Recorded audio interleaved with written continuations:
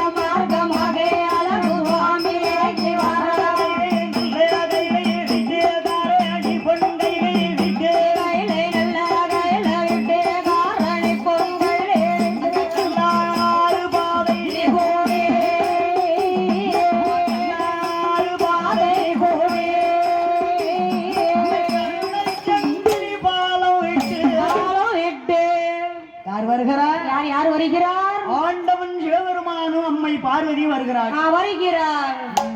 பெருநடைவாக ஓடி வந்து பார்வதி காலை வாகனத்துல டக்குன்னு உட்கார்ந்தாங்க. ஆமா, அப்படியே டக்குன்னு போய் உட்காருதாங்க. பார்வதி என்ன வாரது பெரிதல்ல அத பாருங்க இத பாருங்க என்கிட்ட சொல்லக்கூடாது ஏச்சி மூச்சு விடக்கூடாது. ஆமா, வாயை திறக்க கூடாது. உடனே அம்மா சரி என்று சம்மதித்தார். இரு பேரும் ஆமா ஆகாய மார்க்கமாக அம்மா நாகக்கண்ணிக்கு வரம் கொடுக்க வருகிறாள்.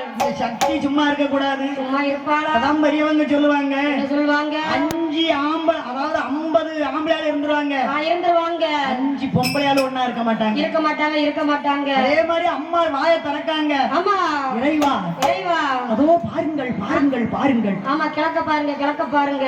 என்ன இருக்கு? கிழக்க சீரியல் லைட் இருக்கு. ஆமா, அதுக்கு கிழக்க என்ன இருக்கு? என்ன இருக்கு? ஆமா, என்ன இருக்குன்னா அதுக்கு சொல்லணும். வேப்ப மரம் இருக்கும், ஆலமரம் இருக்கிறது. அந்த ஆலமரத்தில் பஞ்சாயத்தினுடைய எனலில ஆமா ஒரு 11 வயசு பாலகன் ஒரு 10-15 வெள்ளாடு நிக்கி. வெள்ளாடு கீழே மேய்ஞ்சுக்கிட்டு நிக்கி. நல்ல வேலை. என்ன அந்த வெள்ளாடு கீழே நிக்கி. ஆமா அந்த வெள்ளாட்டுக்கு இறக்கி அந்த 11 வயசு பாலகன் அந்த ஆலங்கொப்பை வெட்டி போடுறான். வெட்டி கீழே போடுதா. சரி சரி கொலை வெட்டி போடுதானே. ஆமா எப்படி வெட்டி போடுறான்? எப்படி வெட்டி போடுதா? அடி கொப்புல உட்கார்ந்து மினி கொப்பை வெட்டினா ஒவ்வொரு கொப்பா கீழே விழும். அந்த வெள்ளாடு திங்கும். அந்த பாலகன் எப்படி வெட்டுறான்? எப்படி வெட்டிக்கிறான்? முனி கொப்புல உட்கார்ந்து அடி கொப்பை வெட்டுதான். அடி கொப்பை வெட்டுகிறான். கொப்பு வெட்டு முடிஞ்சா என்ன பிள்ளை கீழே விழுந்துருவான். பிள்ளை இறந்து போவான். ஆமா அந்த அம்மா சும்மா இருந்தாளா? சும்மா இருப்பாளா? ஆண்டவனே பகவானே அகில உலகமெல்லாம் படைத்தவனே இந்த பாலகனை நாமல் காப்பாற்ற வேண்டும். எப்படியாவது இந்த பாலகனை காப்பாற்ற வேண்டும். என்ன கைலாசத்திலிருந்து உன்னை கூட்டிட்டு வரும்போது நான் என்ன சொல்லி கூட்டிட்டு வந்தேன்? பேசாம வாயை மூடிக்கிட்டு வான்னு சொல்லி கூட்டிட்டு வந்தேன். வாய் பிறந்துட்டிய. அம்மா பார்வதி அவனுக்கு விதி முடிந்து விட்டது. இன்றோடு அவனுடைய விதி முடிந்து விட்டது.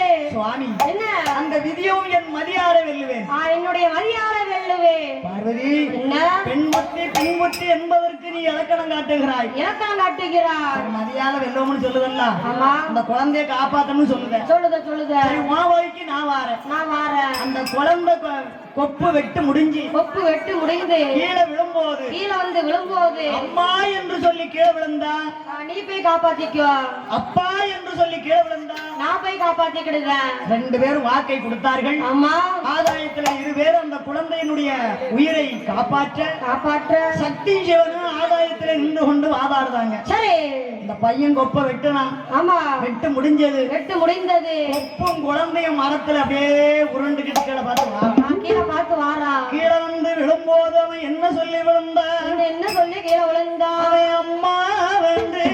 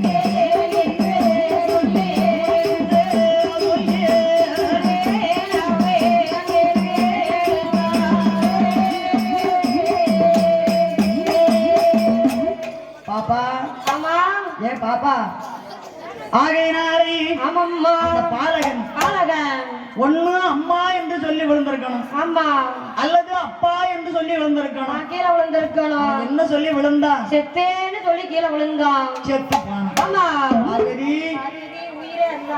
பார்வதி நீ பெண்புத்தி என்பதற்கு இலக்கணம் காட்டி விட்டாய். ஏன் தெரியுமா? அன்று எழுதினவன் அழித்தெழுத போறதில்லை. பின்னாடி வைத்து எழுதவன் பிரித்தெழுத போறதில்லை. அம்மா எழுதாங்க. சித்திரபுத்திர நயினார் முன்னாடி வச்சு எழுதினாருன்னா கொஞ்சம் பாவ புண்ணியத்தை பாத்துருவாரு. ஆமா அதனாலதான் பின்னாடி வச்சு எழுதுவாரு. ஆமா பின்னால வச்சு எழுதும் போது 5ன்னா 5 தான், 1ன்னா 1 தான், 2ன்னா 2 தான், ஆமா 10ன்னா 10 தான். சரி என்ன விழுந்ததோ அதுதான். உடனே பார்வதி பரியளக்கும் பகவான் என்று நினையாமல் என்ன பரிசோதனை செய்த காரணத்தினாலே கோபம் கொண்டு ஆண்டவன் சிவபெருமான் சொல்லுகிறார். பாருங்க என்ன சொல்லுகிறார்? கண்கள் 2 செவ்வரேடி பொறி பறக்க, செவ்வரேடி கண்கள் 2 அம்மரேடி பொறி பறக்க,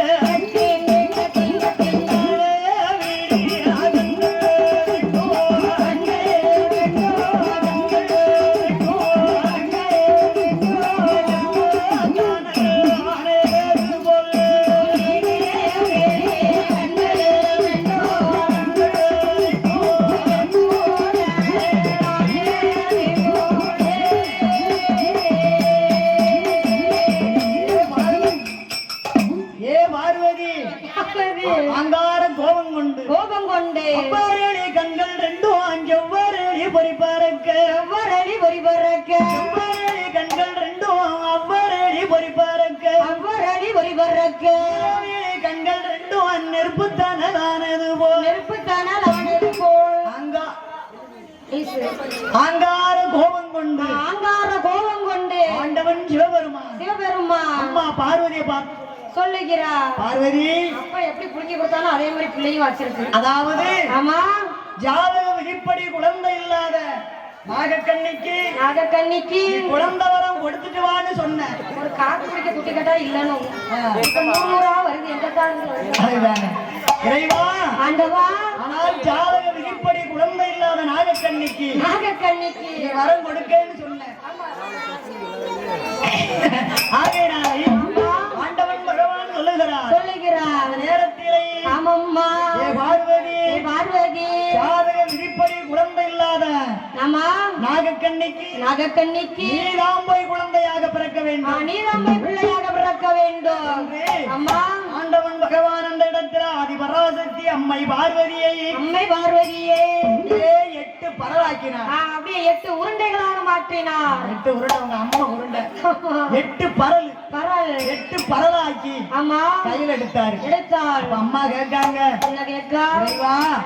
உங்களை பிரிஞ்சு ஒரு நிமிஷம் என்னால இருக்க முடியாது.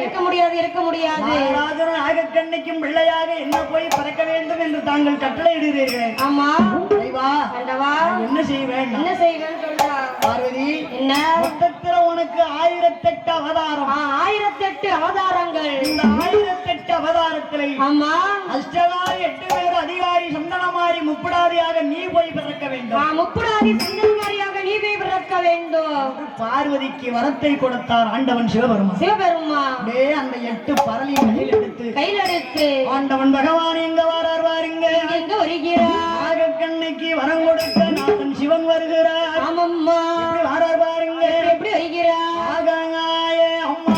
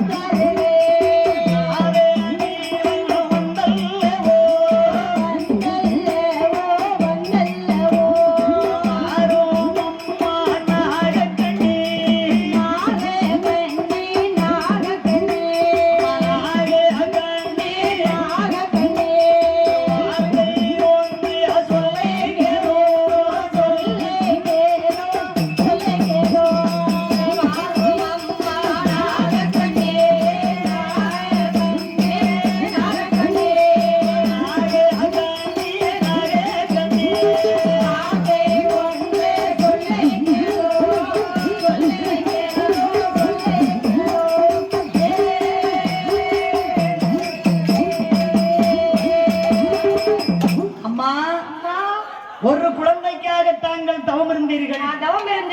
உங்களுக்கு 8 குழந்தை வரம் தருகிறேன். 8 குழந்தை வரம் தருகிறேன் என்று ஆண்டவன் சிவபெருமான் அம்மா நாகக்கண்ணி இடத்திலே உரைத்தார்கள். உடனே அம்மா ஆலமர விருட்சகத்தில் அரணார்மணி புற்றை விட்டு வெளியே வந்து ஆண்டவன் பகவானுக்கு பாத பூஜை நடத்தினார்கள். உடனே பாத பூஜையை ஏற்றுக்கொண்டு அந்த 8 பரலையும் நாகக்கண்ணி இடத்திலேயே ஆண்டவன் பகவான் கொடுத்தார்.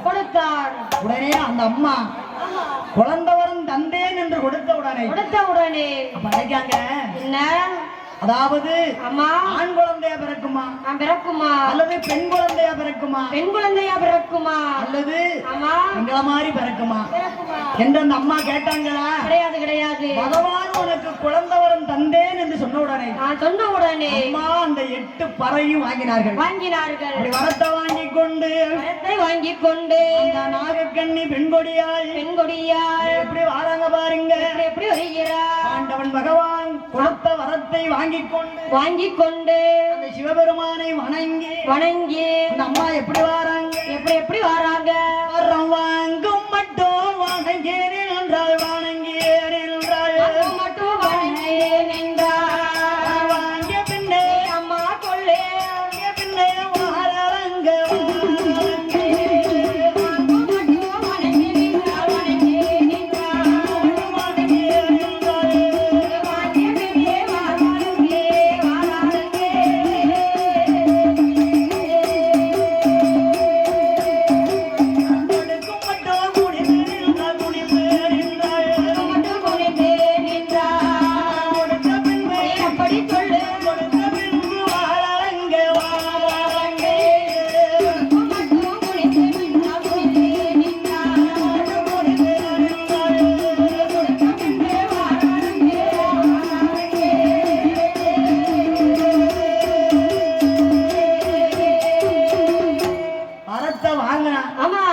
அப்படியே பகவானை வணங்கி அம்மா தன்னுடைய நாட்டுக்கு ஆமா நாகலோக பட்டணம் வந்து சேர்ந்தார்கள் என் மன்னாதி மன்னவர மகுட முடி ராஜமன்னா பகவானை பார்த்தேன் பாலன் வரம் வாங்கி வந்தேன் கடவுளை பார்த்தேன் ஆமா கை குழந்தை வரம் வாங்கி வந்தேன் என்று தன் கணவன் கிட்ட அந்த அம்மா சொல்றாங்க பாரம்மா ஒரு கண் தெரியாதவங்களுக்கு ஆமா கண் தெரிஞ்சா இவ்வளவு சந்தோஷமா இருப்பாங்க இருக்குமோ அதே மாதிரி ஆமா குழந்தை வரம் வாங்கிட்டு வந்தேன் என்று சொல்ல ராஜ மன்னன் ஆனந்த சந்தோஷம் கொண்டார் உடனே அந்த அம்மா கங்கை நீங்கி தீர்த்தம் ஆடி மாத்துடுத்தி திருவெண்ணீர் காப்பணிந்து ஆண்டவன் பகவான் நினைத்து நாகராஜ மன்னனை வணங்கி அந்த 8 பரலையும் சாப்பிட்டார்கள் சாப்பிட்டவுடனே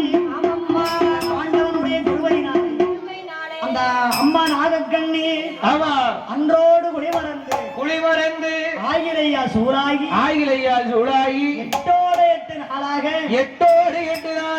8 முட்டைகளை ஈன்றெடுத்தார் 8 முட்டையிலே 41 நாள் ஒரு மண்டலம் நலமுடனே அடைகாத்து 41 நாள் ஒரு மண்டலம் நலமுடனே அடைகாத்து 41 நாளையிலே நல்ல பங்குனி மாசம் 3வது செவ்வாய்க்கிழமை